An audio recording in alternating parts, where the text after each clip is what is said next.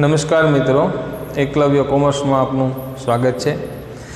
धोरण 11 गुजराती આપણે આજે સરસ મજાનો એક હાસ્ય નિબંધ જે છે ભણવા જઈ રહ્યા છે। એ હાસ્ય નિબંધ છે જીભ। મિત્રો, તમને એક કહેવત છે કે જીભ જે છે ને એમાં હાડકાં હોતા નથી। આપણું જીભ જે છે એમાં કોઈ પણ જાતનું હાડકું હોતું નથી, પણ એ ભલભલાના હાડકાં તોડાવી નાખે। આ જીભનું કામ એવું છે। બહુ સરસ મજાના અહીંયા પહેલાં જીભ જે છે ને એની વ્યાખ્યા આપવામાં આવી છે કે જીભ શું છે। આપણી એક ઇન્દ્રિય છે ને, પંચેન્દ્રિયમાં એક જીભ છે। તો સરસ મજાનો પાઠ છે અને કાવ્ય પ્રકાર જે છે એ હાસ્ય નિબંધ છે। પરીક્ષામાં પૂછાઈ શકે કે તમારે ધોરણ 11માં ધોરણમાં એમ કે ભાઈ હાસ્ય નિબંધ જે છે એ કયો આવે છે। આગળ જોઈએ આપણે તો લેખક જે છે એના જ્યોતિન્દ્ર દવે, લેખક જે છે એના જ્યોતિન્દ્ર, બહુ સરસ મજાના અને એક હાસ્ય નિબંધમાં બહુ આગળ પડતા છે। એમનો જન્મ છે 21/10/1901 1901માં એમનો જન્મ છે। મૃત્યુ છે 11/9/1980। આવી રીતના કોઈકનો જન્મ હોય ને એટલે આપણને એક સરળતા શું છે ખબર છે, 1901માં જન્મ છે ને 1980માં મૃત્યુ છે, તો 80 વર્ષનું એમનું આયુષ્ય છે। થોડુંક આગળ પાછળ ભલે થાય પણ 80 વર્ષે પોતે જીવા છે। ક્રમ સીધો મારતા આપણને ખબર પડી જાય। કવિ પરિચય આપણે આગળ લઈએ। હાસ્ય લેખક જ્યોતિન્દ્ર હરિશંકર દવેનો જન્મ પોતાના વતન સુરતમાં થયો હતો। પોતે સુરતના વતની હતા અને સુરતમાં જ એમનો જન્મ થયો હતો। તેમણે કોલેજ સુધીનું શિક્ષણ સુરતમાં જ લીધું। સુરત મોટું સિટી છે તો બધું એજ્યુકેશન જે છે ત્યાં એમને સુરતમાં લીધું। 1933થી 37 દરમિયાન સુરતની MTB કોલેજમાં ગુજરાતીના અધ્યાપક રહ્યા। સુરતની અંદર કોલેજ છે MTB। 33થી 37 5 વર્ષ સુધી કોલેજમાં અધ્યાપક રહ્યા। જીવનનો મોટો ભાગ તેઓ મુંબઈમાં વસ્યા હતા। પછી સુરતથી મુંબઈ જતા રહ્યા, મુંબઈ એમણે મોટો ભાગ વસ્યા। છેલ્લે માંડવી કચ્છની કોલેજમાં 3 વર્ષ આચાર્ય રહ્યા હતા। છેલ્લે થોડોક સમય એમ કે ભાઈ માંડવીની અંદર એક કોલેજ છે એમાં આચાર્ય તરીકે એમણે કામ કરેલું છે। તેઓ વિશેષ લોકપ્રિય અને અગ્રણી નિબંધકાર હતા। એ ખાસ કરીને શું છે, લોકપ્રિય અગ્રણી નિબંધકાર હતા। એને નિબંધ બહુ સારો આવડતો। હાસ્ય લેખક તરીકેની શક્તિ અને હાસ્યપ્રેરક વ્યાખ્યાનો આપવાની ઉત્તમ આવડત એ બંને ગુણોનો સમન્વય તેમનામાં હતો। પહેલાં તો હાસ્ય લેખક તરીકે ની શક્તિ હતી, સારું લખી પણ શકતા હતા, અને હાસ્ય પ્રેરક વ્યાખ્યાનો આપવા, આપણે પ્રવચન આપવું એમાં હસાવવા બધાને, લાઈવ લખીને હસાવવા અને લાઈવ હસાવવા, આ બંનેની એમ કે ભાઈ એનામાં ગુણોનો એમ કે ભાઈ સમન્વય એમાં હતો।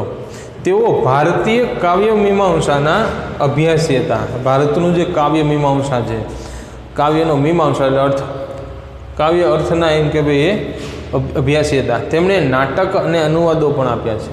નાટક પણ લખેલા છે, અનુવાદ ભાષાંતર કરવું આપેલા છે। રંગ તરંગ ભાગ 1થી 6 એમનું પુસ્તક જે છે 6 વોલ્યુમમાં બહાર પડ્યું હતું। મારી નોંધપોથી, રેતીની રોટલી, પાનના બીડા, અલ્પાત્માનું આત્મપુરાણ, નજર લાંબી અને ટૂંકી, ત્રીજું સુખ, રોગ, યોગ અને પ્રયોગ, જ્યાં ત્યાં પડે નજર મારી, અને તથા પ્રતિનિધિ હાસ્યલેખોનો સંગ્રહ જ્યોતિન્દ્ર તરંગ છે। આ બધા પુસ્તકો એમણે લખ્યા છે અને એ પાછા બધા હાસ્ય ઉપરના જ છે। અને હાસ્ય અહીંયા શું લખ્યું છે, હાસ્યલેખોનો સંગ્રહ છે અને એક જ્યોતિન્દ્ર તરંગ છે। એક એમણે જ્યોતિન્દ્ર તરંગની અંદર આ બધા લઈ અને એ જ્યોતિતરંગ નામનું પુસ્તક બનાવ્યું છે, જેમાં ઉત્તમ હાસ્ય નિબંધો છે, ઉત્તમ પ્રકારના હાસ્ય નિબંધો। કારણ કે જીવનનું એક પાસું હાસ્ય પણ છે, હસવું પણ જોઈએ, રડવું પણ જોઈએ। ધનસુખલાલ મહેતા સાથે તેમણે અમે બધા નામની હાસ્યભર નવલકથા આપી છે। ધનસુખલાલ મહેતાની સાથે એમણે એક પુસ્તક બનાવેલું, શું છે કે અમે બધા નામની હાસ્યસભર નવલકથા આપી છે। હાસ્યની વિવિધ પ્રયુક્તિનો આશ્રય લેતી એમની શૈલ હાસ્ય જન્માવે છે। તેમને રણજીતરામ સુવર્ણચંદ્રક અને નર્મદ સુવર્ણચંદ્રક પ્રાપ્ત થયા છે। એમને હાસ્યની વિવિધ માણસને શું છે કે હસાવવું એટલે એને વિવિધ પ્રયુક્તિઓ, કયો એવો વિષય લઉં અથવા તો કયા એવા ટોપિક ઉપર હું બોલું તો એને હસવું આવે, એને આશ્રય લેતી એમની શૈલી જે છે હાસ્ય જન્માવતી. અમુક વખતે શું થાય ખબર છે, જોક્સ હોય ને તો અમુક માણસ જોક્સ બોલે તો આપણને હસવું જ ન આવે, પણ એની શૈલી જે છે પ્રેઝન્ટીકરણનું પ્રયુક્તિ જે છે પ્રેઝન્ટેશનનું એની જે આઈડિયા હોય છે એ જ મહત્ત્વના હોય છે. એ જ તમને કહે છે કે તમે કઈ રીતના એમ કે ભાઈ હાસ્ય જન્માવો. તેમને રણજીતરામ સુવર્ણચંદ્રક અને નર્મદ સુવર્ણચંદ્રક પ્રાપ્ત થયા છે. આ 2 ચંદ્રકો એમને પ્રાપ્ત થયેલા છે. આગળ જોઈએ, આ કૃતિમાં જીભ વિશે જણાવતા લેખક કહે છે, એને પોતાની જીભ, મારી તમારી બધાની જીભ, કે મનુષ્યની સર્વે ઇન્દ્રિયમાં જીભનું સ્થાન વિશિષ્ટ છે. આપણી પંચેન્દ્રિય, મેં તમને કીધું 5 ઇન્દ્રિય છે, તો એ 5 ઇન્દ્રિયમાં જીભ જે છે એનું સ્થાન વિશિષ્ટ છે. કારણ કે જીભ એક છે પણ એ 2 કામ કરે છે. બધી જો આંખ છે જોવાનું કામ, કાન છે સાંભળવાનું કામ, નાક છે સૂંઘવાનું કામ, તો અહીંયા જીભ જે છે એ 2 કામ કરે છે. કયા 2 કામ?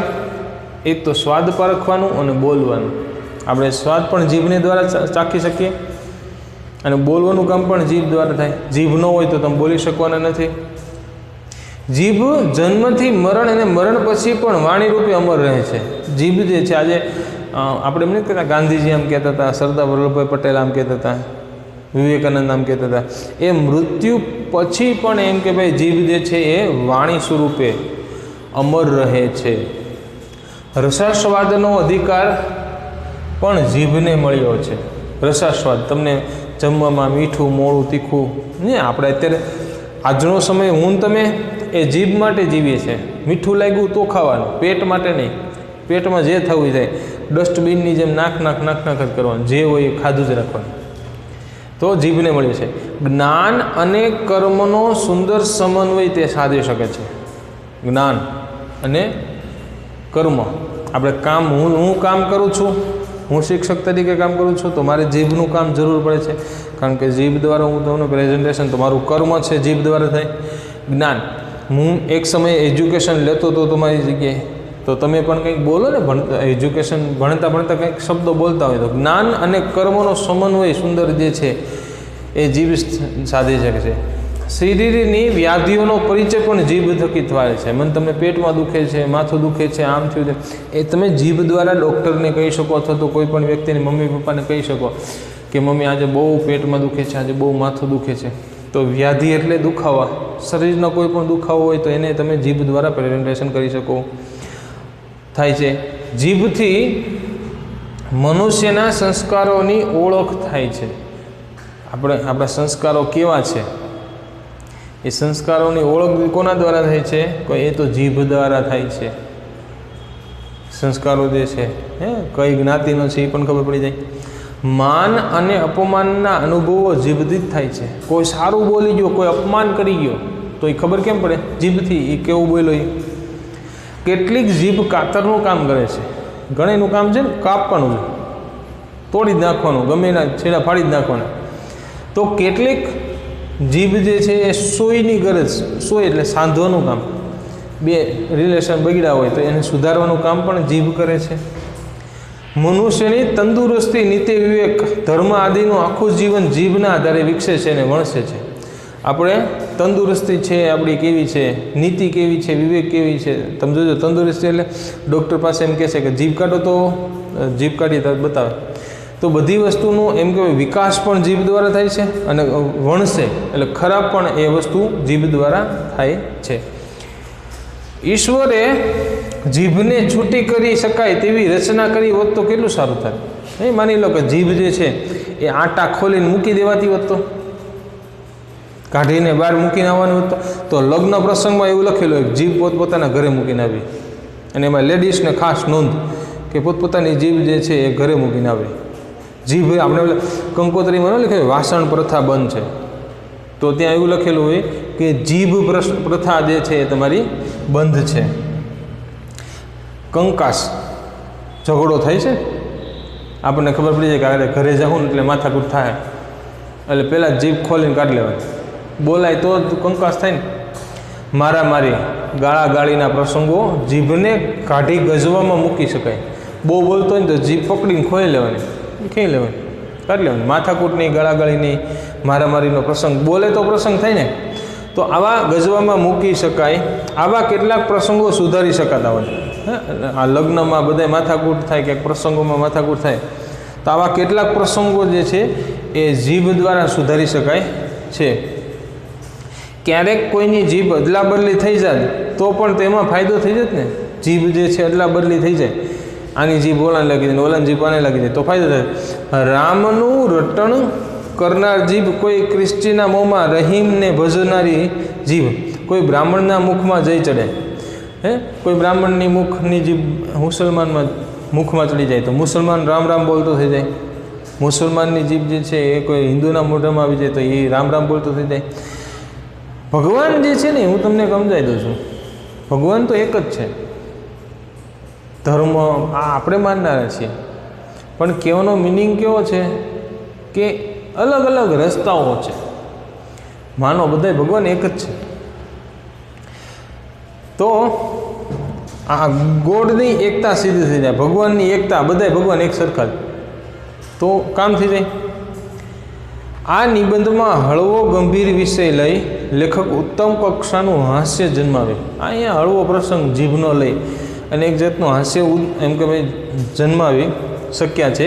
એટલું જ નહીં, આ હળવાશની સાથે સાથે જીવનની ગંભીર સમસ્યાઓના સમાધાનની કલ્પના પણ કરી ઉત્તમ ઉપદેશ પણ આપ્યો છે. અહીંયા હાસ્ય જન્માવું ખાલી મહત્વ નથી.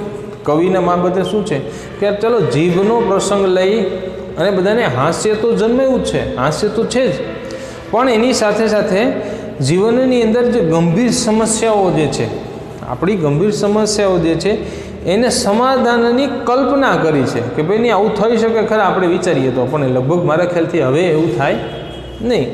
તો ઉત્તમ ઉપદેશ પણ એમણે આપેલો છે. જોઈએ આપણે પાઠ આગળ. નેક્સ્ટ, મનુષ્યની સર્વ ઇન્દ્રિયોમાં જીભનું સ્થાન વિશિષ્ટ છે. આપણા બધા ઇન્દ્રિયો જે છે એમાં જીભનું સ્થાન વિશિષ્ટ છે. બીજી બધી કરતાં એનું મહત્ત્વ પણ વિશેષ છે. કાન, હાથ, પગ આદિ બબે ઇન્દ્રિયો છે ને કાર્ય એક જ છે. કાન છે, બે છે, કાન શું કરે? સાંભળવાનું. હાથ બે છે, શું કરે? કામ કરવાનું. પગ શું છે? બે, ચાલવાનું. આ બધે ઇન્દ્રિયો બબે છે, પણ કાર્ય એક જ કરે છે. શું? કામ કરવાનું, ચાલવાનું, સાંભળવાનું. એક સાંભળવાનું કામ કરવા માટે બે કાન, એક શ્વાસ લેવા માટેનું કામ કરે છે તો નાક, તો બે નસકોરા. ચાલવા માટે એક કરીએ ના બે પગ. આપણે પાટું મારીએ ને, પાટું મારવાનું એ પહેલાં નહોતું, પાટું મારતો આપણે શીખ્યા છીએ. ભગવાને ચાલવા માટે જ પગ આપ્યો છે. જોવા માટે બે આંખો, આંખો જે બે જોવા માટે છે. પણ બોલવાનું ને સ્વાદ પારખવાનું એમ આપણે જીભથી બોલીએ પણ ખરા અને સ્વાદ પણ પારખીએ. આ બે કામ માટે એકલી જીભની જ નિમણૂક કરવામાં આવી છે. એકલી જીભ જોજો, બે પગ મોટા, બે હાથ મોટા, જીભ કેટલી નાની એમથી, અને કામ બે. ઘણી ખરી ઇન્દ્રિયો પર આપણે કાબૂ નથી. આમ આપણી ઈચ્છા વિરુદ્ધ પણ પર સંસ્કારની અસર એના પર થયા વગર રહેતી નથી. ઘણી ખરી ઇન્દ્રિય છે. માની લો તમારા પગ ઉપર છે કે નહીં, તમારે નથી ચાલવું, તો કૂતરો પાછળ થયો હોય તો નો ઈચ્છા હોય તો દોડવું પડે કે નહીં? તમે એમ કહો કે નહીં મારે હાથ હલાવવા જ નથી, ક્લાસમાં બેઠા હોય નહીં આ તો હલવું જ નથી, સાહેબ આવ્યો હોય તો ચોપડી લઈને પત્તા ન ફરવા માંડે. તો ઘણી ખરી ઇન્દ્રિયો પર આપણો કાબૂ નથી. આપણી ઈચ્છા ન હોય તોય કરવું પડે, આંખો બંધ કરવી પડે. કોઈક આમ મારવાનું કરે તો આપણે આંખો બંધ કરી દઈએ, બહુ મોટો અવાજ હોય તો કાન બંધ કરી દેવા પડે. તો એની ઉપર આપણો એમ કે ભાઈ પર સંસ્કારની અસર એના ઉપર થતાં કોઈ રોકી ન શકે. પણ જીભની ઈચ્છા તો આપણી ઈચ્છા હોય તો જ ને કને જ બોલવું મૂંગું. બાકીની ઇન્દ્રિયો પરાને ઉપયોગ કરવી પડે, પણ જીભ એવી નથી. કોઈ આપણને ગાળ દેતું હોય તો તે સાંભળવી આપણને કુદરતી રીતે જ ન રૂચતી હોય. કોઈ ગાળ આપે આપણને ગમે જ નહીં ને, સાચી વાત છે ને. તો પણ આપણા પોતાના કાન એ ગાળ આપણા મગજ સુધી પહોંચાડ્યા વિના રહે નહીં. કોઈ ગાળ આપણે અપશબ્દ કીધો હોય તો આપણે ગમે દે ને, પણ કાને સાંભળીને સીધી મગજને અસર કરી દે કે ગાળ આપી આ એ પહોંચે નથી. ન જોવા જેવું આંખ અનેક વાર જુએ છે ને માથું ફેરવી નાખે એવી દુર્ગંધ નાસિકા મગજને પહોંચાડે ને. ક્યારેક આપણે ન જોવાનું જોઈ લીધું હોય હે, પછી દુર્ગંધ જે છે નાક તો બંધ કરી દેવાય નહીં, હાવ ભલે આપણે નાક રૂમાલ આડો રાખી દઈએ કે, પણ એ માથા સુધી એમ કે પહોંચાડે. હવે તમે નાક બંધ ક્યારે કરો? કોઈ જગ્યાએથી નીકળતા હોય ગંદકી હોય તો એની વાસ આવે પછી તમે નાક બંધ કરો. નાકની અંદરથી એ જાય અને મગજ સુધી પહોંચાડે કે નહીં ખરાબ વાસ છે ને પછી તમે નાક બંધ કરો. એ પહેલાં તમે બંધ નથી કરતા તો માથું ફેરવી નાખે એવી દુર્ગંધ જે છે એ નાસિકા મગજ પર. પરંતુ જીભની ઉપર તો મનુષ્યની પૂરેપૂરી સત્તા વર્તે છે. આપણી ઈચ્છા હોય તો જ આપણે અંદર મોઢામાં કંઈક નાખીએ, આપણી ઈચ્છા હોય તો જ આપણે બોલીએ છીએ. એની ઈચ્છા હોય તો જ બોલવાનું કે સ્વાદ આપવાનું કાર્ય જીભ કરી શકે, અન્યથા નહીં. આપણી ઈચ્છા હોય તો જ હું બોલી શકું, તો જ હું કંઈક વસ્તુ ખાઈ શકું. અચાનક ઓટોમેટિક ક્યારેય થતું નથી. જો દુર્ગંધ જે છે એ કંઈ ઓટોમેટિક તો આવતી જ નથી કે નહીં, ઓટોમેટિક દુર્ગંધ આવી ગઈ. કંઈક શબ્દો તો એમ કાન બંધ કરી દો તો સંભળાવવાનું તો છે, પગ છે તો ભાગવું પડે તો શું કરીએ, હાથ છે કંઈક રોકી શકીએ, પરાણે કંઈક આવતું હોય તો આ બધી વસ્તુઓ જ ઇન્દ્રિયો જે છે એ એની ઉપર આપણી પરસંસ્કારની અસર રહેતી જ નથી. પણ એક જીભ એવી છે કે એની ઉપર આપણો પોતાનો અંકુશ રહેલો છે. આપણે એ વિચારીએ, આપણે ઉપયોગ કરવો હોય તો જ તમે જીભનો ઉપયોગ કરી શકો, બાકી એનો ઉપયોગ કરી શકો નહીં. તો કવિ પરિચય અહીંયા પૂરો થયો છે. નેક્સ્ટ વિડીયોમાં આપણે મળીશું. આપણે બે ટોપિક, બે વિભાગ, બે લેવાના છે પાઠનો, કવિ પરિચય પછી આ એક પેરેગ્રાફ આપણે લેવાનો છે. નેક્સ્ટ વિડીયોમાં આપણે આગળ મળીશું. ધન્યવાદ.